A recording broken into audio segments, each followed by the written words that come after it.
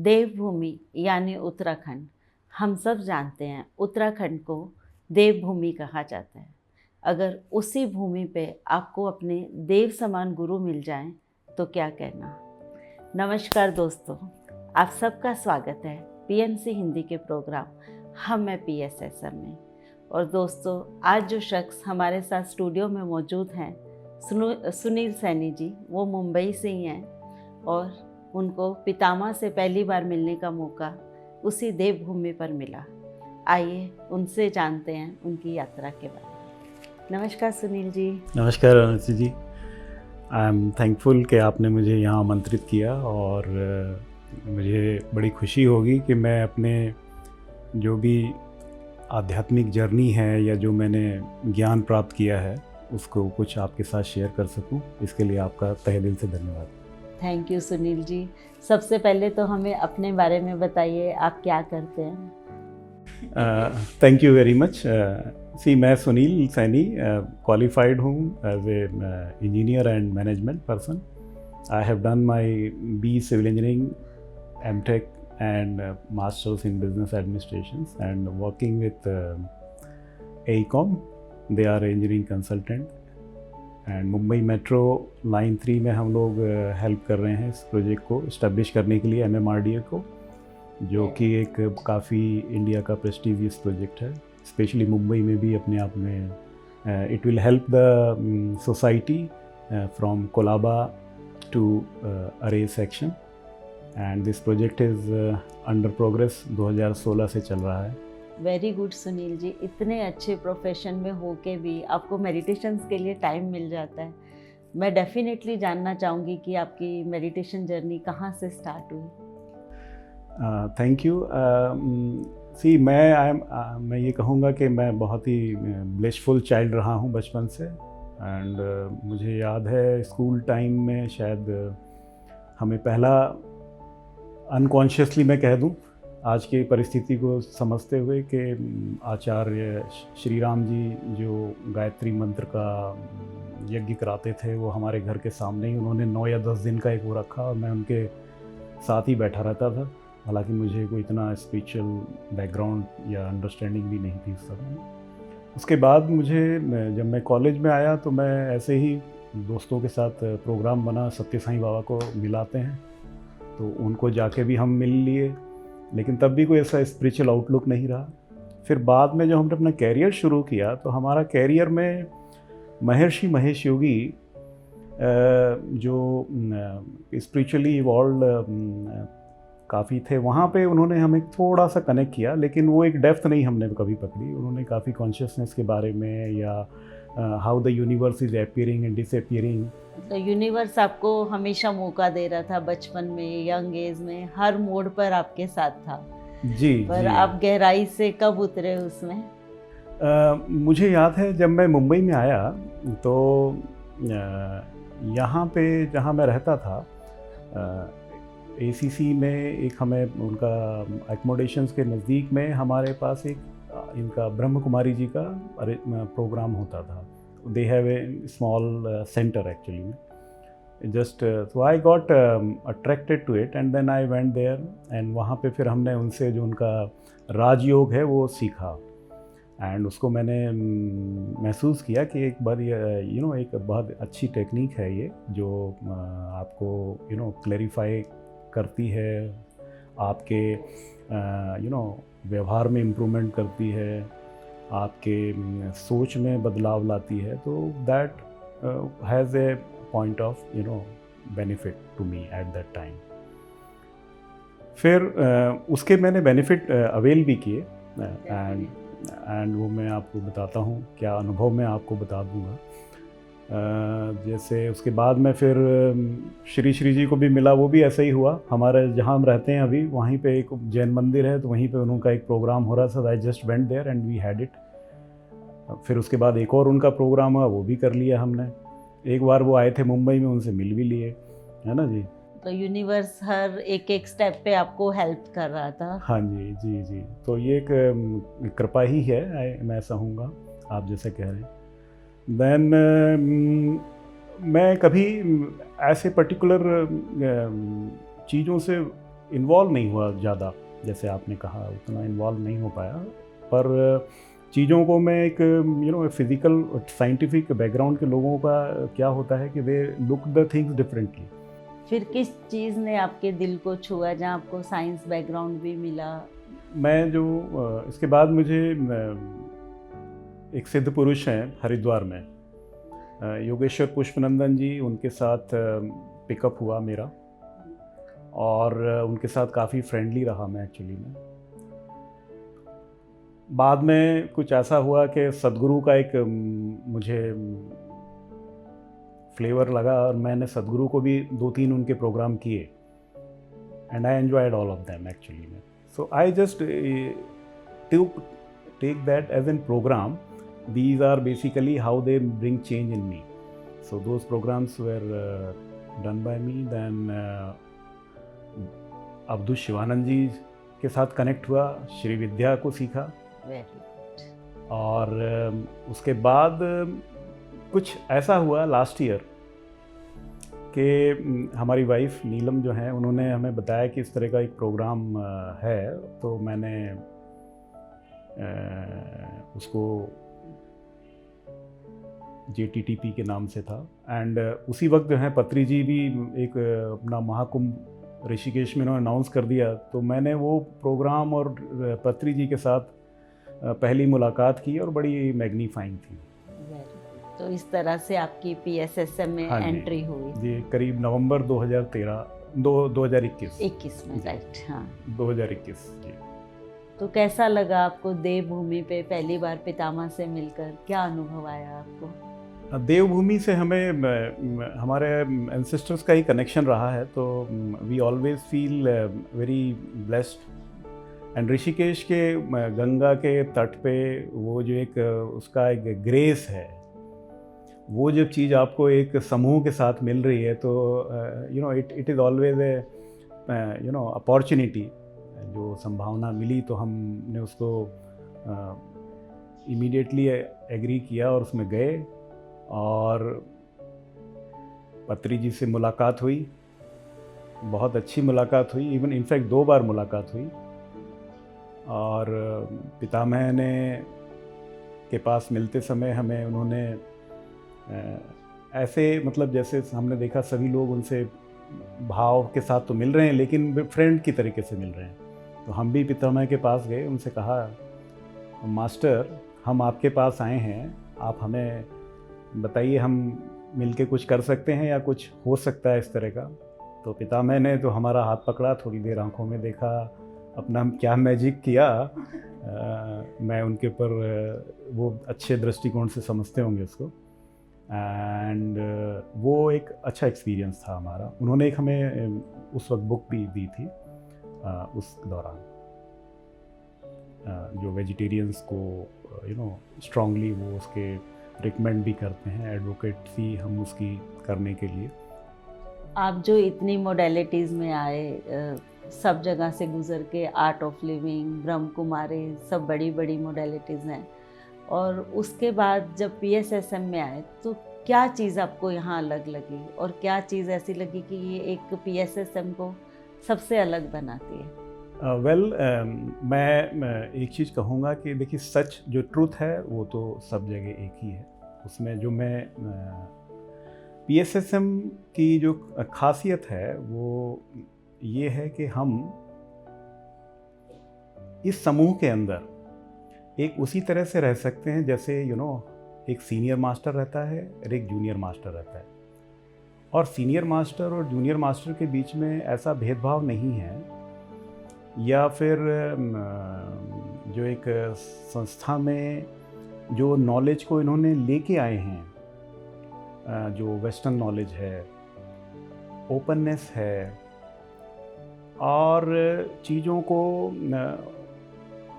बताने के लिए इंगेजमेंट जो सबका किया जाता है। जैसे आपसे मैंने 2 चीज़ें सीखी, तो आपने सेम टाइम मुझे एम्पावर कर दिया कि आप भी इसको आगे बता सकते हैं। ये नहीं कि आप एक लंबी जर्नी करें और उसके बाद आप एक पर्टिकुलर कोई एक टाइटल आप हासिल कर लें और उसके बाद उस टाइटल को आप ड्राइव करें। तो ये चीज़ जो है मेरे ख्याल से पत्री जी ने एक बहुत ही सोच समझ के, और मेरे ख्याल से मैं तो उनकी इस मामले में तहे दिल से शुक्रिया अदा करता हूँ कि वो एक ऐसा सिस्टम या ऑर्गेनाइजेशन का सेटअप बना दिया उन्होंने अपने साथ जुड़ने वाले हर आदमी को चैम्पियन बना दिया, और वो चाहते हैं कि आप उस नॉलेज को, उस एक्सपीरियंस को जो आपने अनुभव से किया है या आपने कहीं पुस्तकों से प्राप्त किया है, उसको चीज़ों को आप सज्जन सांगत्य से सब में वितरित करें, प्रकट करें, तो ये सबके लिए जो है फ़ायदेमंद हो सकती है। जो उनका एक सपना है कि इस अर्थ पे एक एक मेंबर जो है वो ध्यानी बनना चाहिए, उसकी चेतना ऊपर उठनी चाहिए, उसके लिए एक ये महत्वपूर्ण कदम है। बिल्कुल सही कह रहे हैं आप जी। सुनील जी, गुरु का क्या महत्व है आपके जीवन में? गुरु के बहुत सारे रूप हैं, लेकिन अभी हम स्पिरिचुअल गुरु पे बात करेंगे। तो मैं समझता हूँ कि स्पिरिचुअल गुरु जो हैं हमारे, वो हमेशा ही प्रेरणा देते हैं, और वो प्रेरणा उनको हमें वहाँ से मिलती है कि उन्होंने एक जर्नी को तय किया है। उस जर्नी के अनुभव को वो हमारे को बताकर हमारे को इवॉल्व कर रहे हैं, जो आसानी से फिज़िकल वर्ल्ड में अवेलेबल नहीं है, किताबों में उतना आसानी से अवेलेबल नहीं है। उस ज्ञान को लोग उस एक्यूरेसी के साथ बता नहीं सकते हैं। तो एक कन्फ्यूज़न जो रहता है, उसको दूर करने के लिए जो एक दिशा का जो हमें ज्ञान मिलता है, वो एक महत्व रखता है। गुरु का महत्व। हाँ जी। तो पितामह जो हमें हमेशा बोलते हैं, गॉड्स, मास्टर, फ्रेंड्स, ये सुन के आपको क्या भाव आता है? काइंडनेस ऑफ हिम है। इज सो काइंड, जिसको कहते हैं करुणामयी, एक्चुअली में कंपैशनेट भी कह सकते हैं। वो कुछ डिफ्रेंशिएट नहीं कर रहे हैं किसी में। मैंने देखिए, मैं अपने उससे बताता हूँ कि गुरु जो हैं शिष्यों को वो एक भगवान का स्वरूप तो मानते हैं, लेकिन मैं कहूँगा कि पितामह जो हैं वो गुरु के साथ शिष्य को अपने बराबर ही लेके आ जाते हैं। वो बोलते हैं, मैं भी मास्टर, आप भी मास्टर। इनफैक्ट जब मैं उनसे ऋषिकेश में मिला तो मैंने उनको मास्टर बोल के ही उनसे हाथ शेक किया, और उन्होंने मेरा हाथ पकड़ लिया। सो ये एक बड़ी मतलब जो कहते हैं वो महसूस भी करवाते हैं, सिर्फ बोलते ही नहीं है, वो चीज़ महसूस भी होती है। Absolutely, yes.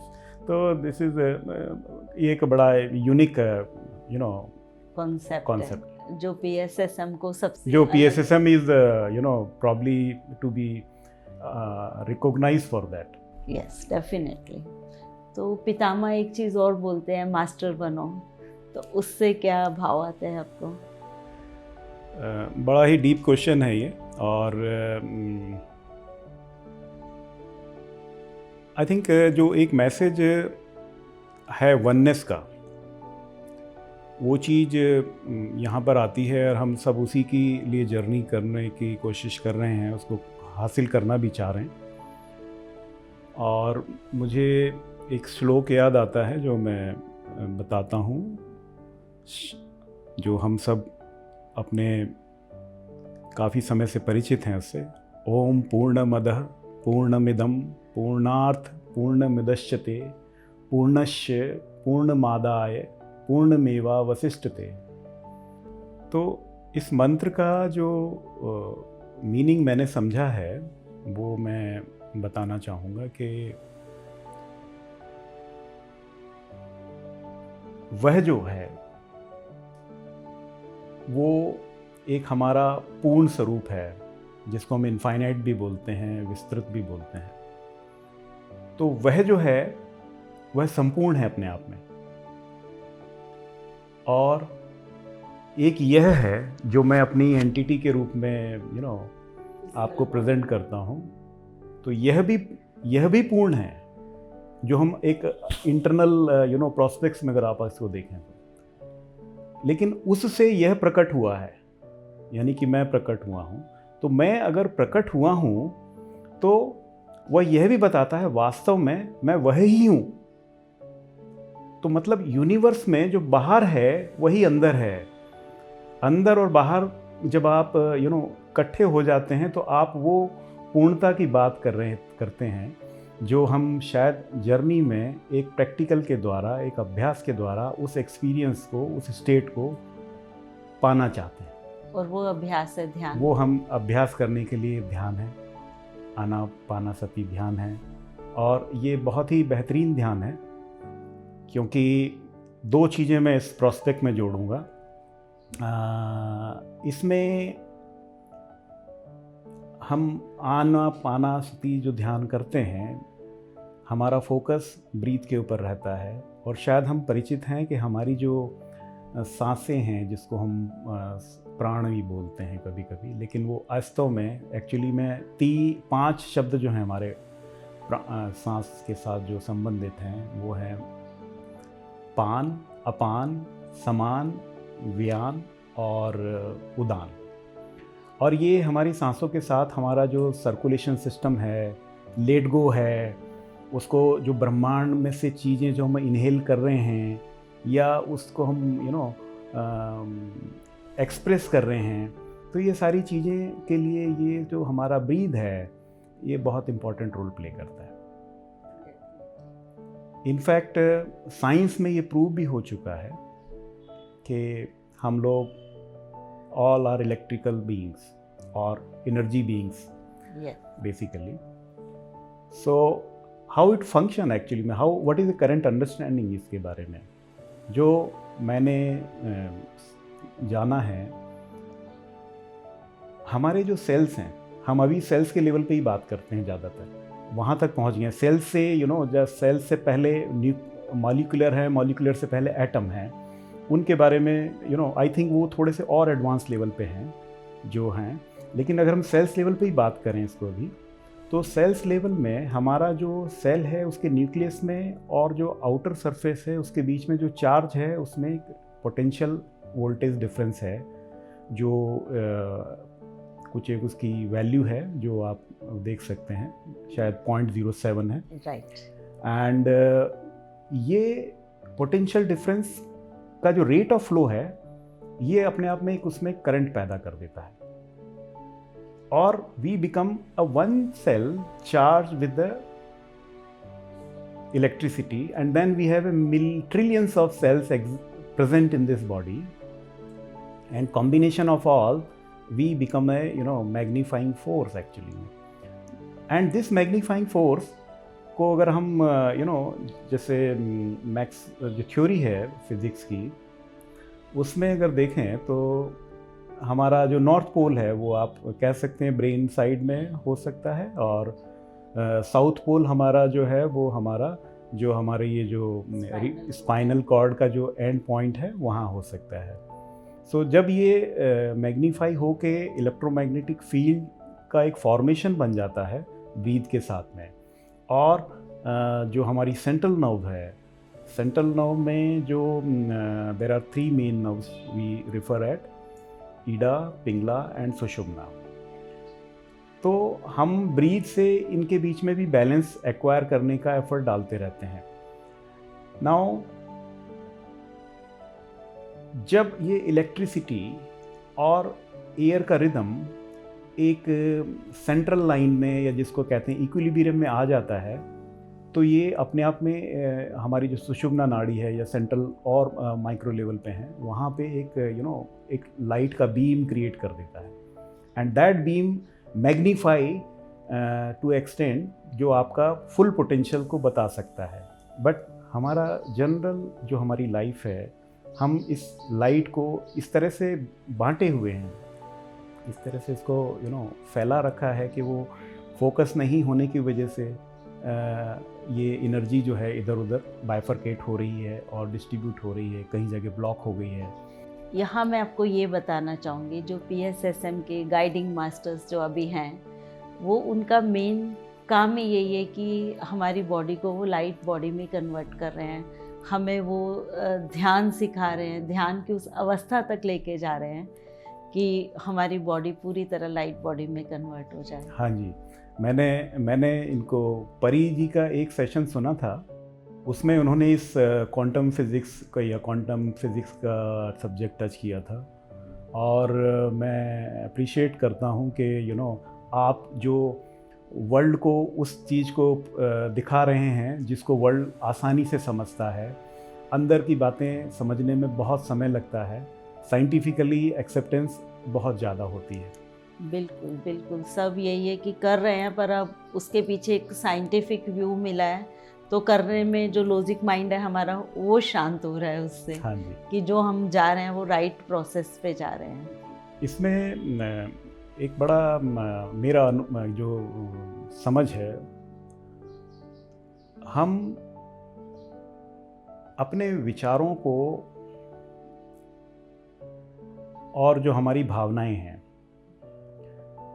ये एनर्जी के साथ बड़ी इम्पॉर्टेंट हैं, क्योंकि भावना और थॉट्स वो हमारा परसेप्शन डेवलप करता है, जो हमारे मेमोरी बैंक में जाके प्रेसिपिटेट होता है या स्टोर्ड होता है। और जो एनर्जी हमने इलेक्ट्रोमैग्नेटिक फील्ड से जनरेट कर रहे हैं, ये उसके साथ उसी तरह से काम करता है जिस तरह से हम ये परसेप्शन बना के रखते हैं। तभी तो बोलते हैं कि हर टाइम अपने थॉट पे एक कंट्रोल होना चाहिए कि आप क्या सोच रहे हैं। तो वो इम्पोर्टेंट है कि वो फोकस्ड होना चाहिए और पॉजिटिव वे में होना चाहिए। जी, बिल्कुल सही है। सुनील जी, एक क्वेश्चन आपको देख के मेरे मन में बार बार आ रहा है कि आपकी लाइफ बहुत प्रॉस्पेरस रही है, हर तरह से आप जीवन से संतुष्ट रहे हैं, फिर ऐसी क्या चीज़ है जो आपको अध्यात्म की ओर लेकर आई है? कोई भी प्रॉस्परस हो, लेकिन अध्यात्म का मुकाबला नहीं करता।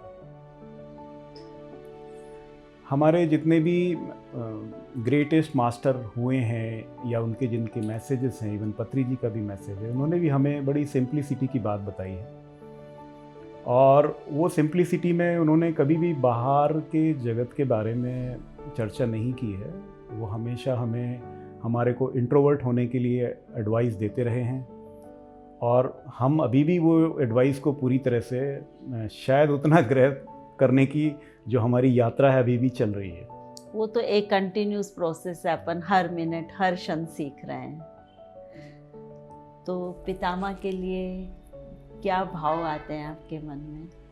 पितामह ने जो एक व्यवस्था बनाई अपने जीवन में, जो उनकी जर्नी थी, उसको मैंने जो पढ़ा है और जो सुना है मास्टर से, वो ये मुझे इन्फ्लुएंस करता है कि he was dedicated to meditation, जिसको हम कहते हैं अपना तन मन धन सब उन्होंने उसी में लगा दिया। एंड वो कभी भी उन्हें इस चीज़ को बढ़ाने के लिए कोई इस तरह का संकोच नहीं किया कि भाई मैं कहीं जाऊंगा तो लोग इसको पसंद करेंगे या एक्सेप्ट करेंगे। तो he continue his journey and he made the एक संघ बना दिया इतना बड़ा कि जो अपने आप में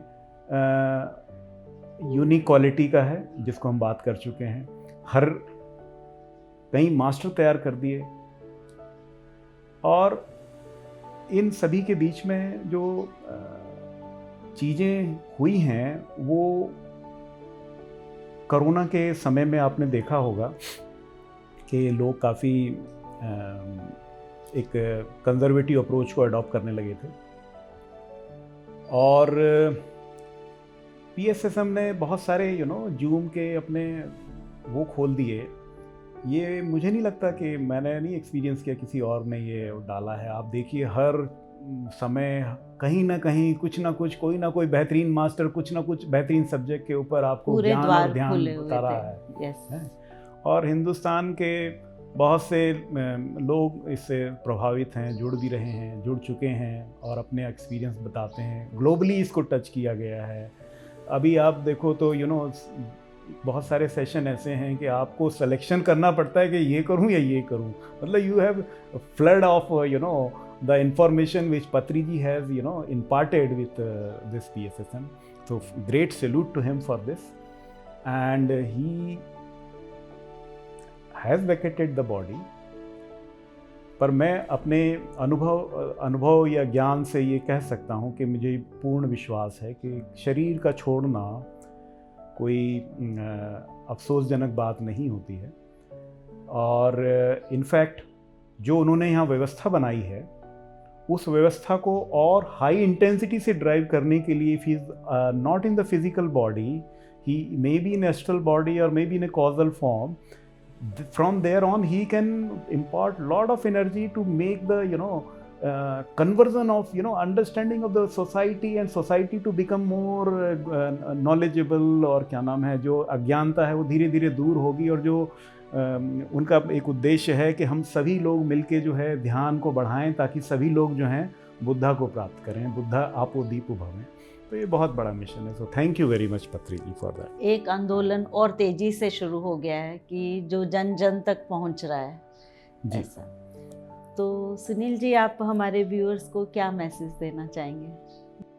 देखिए, ब्रह्मांड में सब कुछ वाइब्रेशन है। Every atom is an vibration and even particle is a vibration, and पूरा स्पंदन है उसमें। एंड इसमें अगर आप इसको साइंटिफिक पॉइंट ऑफ व्यू से देखें तो हम वेव्स की बात करते हैं। वेव्स में बहुत सारी वेव्स जो हम एज ए ह्यूमन एक्सपीरियंस करते हैं, बहुत सारी हम नहीं एक्सपीरियंस करते हैं। मेडिटेशन की स्टेट में भी हम लोग 3-4 लेवल की वाइब्रेशंस की बात और वेव्स की बात होती है, जो beta, alpha, theta, gamma and even delta, which is the intense one, है ना। And so these waves are very unique to concise ourselves on a entropy एक वर्ड होता है। एंट्रोपी को बारे में कहा जाता है कि वो मैटर्स के बारे में जो है इवॉल्व किया गया था, और उसमें कहा जाता है कि जो चीज़ ऑर्गेनाइज नहीं होती है, डिसऑर्गेनाइज होती है, अनऑर्गेनाइज फॉर्म में होती है, तो वो जो पोर्शन होता है उस मैटर का, उसको आप एंट्रोपी से डिजिग्नेट कर सकते हो। मैटर में इसका यूनिट भी होता है। बाकी जनरल आप मैनेजमेंट में भी अगर आप इसको देखना चाहो तो बहुत सारी चीज़ें मैनेजमेंट में आपने सुना होगा कि प्रोडक्टिविटी नहीं हो रही। तो मेजरली आप देखोगे प्रोडक्टिविटी ना होने का जो मेजर रीजंस लोगों ने फाइंड आउट किया है, परफेक्शन तो everybody is doing the journey of perfection, पर हम जो हमारे मिसिंग एरिया हैं, जो चीज़ हमारी ऑर्गेनाइज नहीं है, उसकी वजह से जो वेस्टेज हो रहा है, तो वो वेस्टेज जो is a part of entropy and it is getting enhance in the universe, because universe is continuously expanding. Universe is infinite, we know that. Infinite में ऐसी कोई चीज़ नहीं है। अगर मैथमेटिकल टर्म्स में आप यूनिवर्स को बहुत अच्छे से क्वांटम फिजिक्स में बताते हैं, वहाँ पे अगर आप डालें तो कोई भी ऐसा नंबर नहीं है जो किसी के माइंड में हो जो उसके अंदर फॉल ना करे। तो इनफाइनाइट का word is basically mathematical word. Sanskrit में इसको पूर्ण मदह बोलते हैं। तो जो अपने आप में संस्कृत लैंग्वेज बहुत उम्दा है, और उसके शब्दों को दूसरी भाषा में कन्वर्ट करना भी अपने आप में कोशिश की जाती है, लेकिन कुछ ना कुछ छूटता है हमेशा। तो एंट्रोपी को मैं कहूँगा कि जो व्यवस्था में चीज़ें ऑर्गेनाइज नहीं होती हैं, वो सेक्शन होता है। यहाँ पर मैं बड़ा एक इंटरेस्टिंग सा ऐड ऑन कर देता हूँ, चूँकि एंट्रोपी की बात आ गई है। तो इसमें थर्मोडायनेमिक्स के जो लॉ हैं, उसमें एक लॉ आता है जहाँ पर कहते हैं कि एक एब्सोल्यूट वर्ड यूज़ होता है उसमें, and we are also looking in spirituality also absolute. Now वो एब्सोल्यूट को कहते हैं, वहाँ पर एंट्रोपी ज़ीरो होती है, which means there is a perfection, 100% perfection, and वो एक टेम्परेचर होता है जो थर्मोडायनामिक्स में यूज़ करते हैं, 0 kelvin, which is equivalent to almost 273 degree centigrade. Now वो जो एब्सोल्यूट है, आपको आश्चर्य होगा कि मैटर जो है उस वक्त फुल्ली क्रिस्टलाइन होता है। It is in the crystalline, कि जैसे बहुत सारे एक्सपेरिमेंट जापान में हुए हैं, जिन्होंने डिफरेंट डिफरेंट वर्ड्स के ऊपर आइस के क्यूब्स बनाए and they have seen that they get converted into a different figures geometry and they looks वो ब्यूटीफुल। तो यही तो हमारे सब मास्टर सभी करवा रहे हैं कि जो हमारा कार्बन बॉडी है उसको एक क्रिस्टलाइन स्ट्रक्चर में कन्वर्ट कर रहे हैं, जो कि सिर्फ ध्यान से ही संभव है। जी, एज ए ह्यूमन बॉडी जिसको हम बिकॉज मैंने आपसे मैटर की बात की, so there is always some amount of difference because we are more intelligent than matters, we have more power and driving the matter, because matter को तो बहुत अच्छे से डिफाइन साइंस अभी तक कर चुकी है। हालांकि उसके फर्दर लेवल पे वर्क जो चल रहा है that may be also help to spiritual part as well. Now एक इम्पॉर्टेंट मैसेज मैं इसमें ये रखना चाहूँगा कि जो हमारा वेव्स हैं अपने आप में एक स्पंदन है, इसकी एनर्जी की इंटेंसिटी वेरी करती है जो उसका एम्पलीट्यूड होता है। सम टाइम इन्वायरमेंट की वजह से एम्पलीट्यूड क्रिस क्रॉस होकर नेट इफेक्ट में आ जाते हैं। So but what is important is कि हमारा जो पल्सिंग मोमेंट है वेव्स का, एनर्जी का, और हमारा जो परसेप्शन है थॉट्स और इमोशंस का, अगर हम इनके ऊपर वर्क करें, अच्छे से करें, तो मैं भी खुद अभी भी कर रहा हूँ, आप सबसे भी प्रार्थना करूँगा या आप इसको करें तो संभव है। पत्री जी ने जो हमें इतना सारा भंडार दिया है और ऊपर से भी अभी यूनिवर्स से भी हमारे को जो है कुछ ना कुछ, जैसे आपने मुझे यहाँ बुलाया, मुझे लगता है पत्री जी का धन्यवाद कि उन्होंने मुझे यहाँ पे आपके सामने दो शब्द या थोड़ा सा कुछ बोलने का मौका दिया। उम्मीद करता हूँ कि पत्री जी मेरी कही हुई बातों को इंडोर्स करेंगे और वो इसकी अगर कुछ इसमें त्रुटि हो तो उसके लिए मैं आपसे क्षमा चाहूँगा। Thank you. बहुत बहुत धन्यवाद सुनील जी, आपने ध्यान का जो हमें साइंटिफिक व्यू बताया वो तो एकदम क्या बोलूं, दर्शक भी सुनकर हैरान हो रहे होंगे कि जो वो ध्यान कर रहे हैं उसका हर एक पहलू का एक साइंटिफिक व्यू है। बहुत बहुत धन्यवाद। Thank you very much. दोस्तों, इसके साथ ही मैं रेनू अग्रवाल आपसे आज्ञा लेती हूँ। फिर मिलेंगे एक नए एपिसोड में एक नए मास्टर के साथ। तब तक बने रहिए PMC हिंदी के साथ। नमस्कार।